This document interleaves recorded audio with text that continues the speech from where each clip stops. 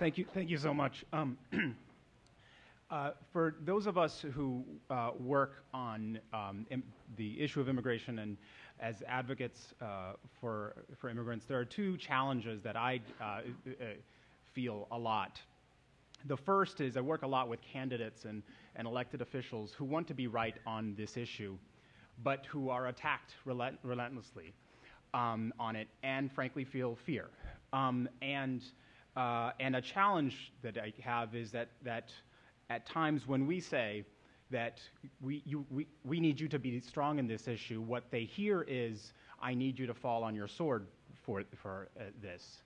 And in fact, what many of us working in different states have been able to show is that immigration and anti-immigrant feeling as a wedge issue is only a win-win for the right wing if we let it be. And in fact, that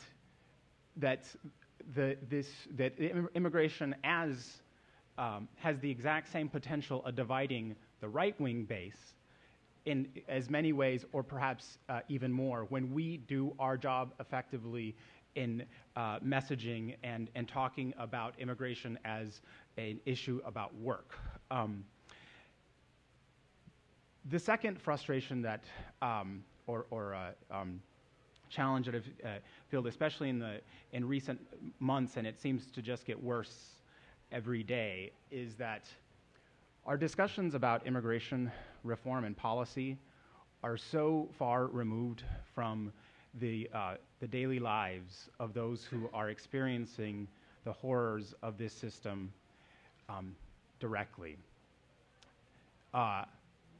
I see every day how one knock on the door late at night by an ICE agent, or actually these days, more likely, storming a door without a warrant.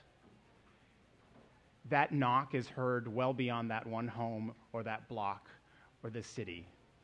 The terror in which so many immigrant families are living today makes it very difficult for them to feel strong, to be strong and advocate for just immigration policy. I thank Progressive States Network for this award and for the work that we all do together, because it helps on both of those frustrations that I mentioned.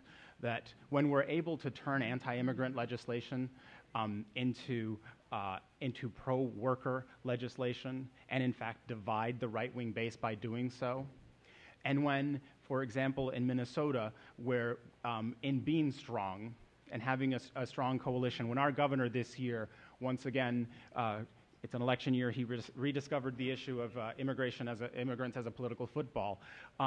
And we had a strong, organized opposition that messed up with his news cycle, messed with his news cycle, and in fact embarrassed him. And our chief spokesperson on that is a fantastic leader who's with me here today, my sister, State Senator Patricia Torres-Rey.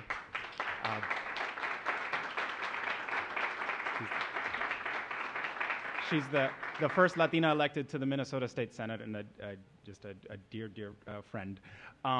But when we were able to embarrass the governor on an issue that he thought was a win-win and it turned out not to be, that in fact, I believe, does give strength to those who fear that knock on the door. And thank you very much.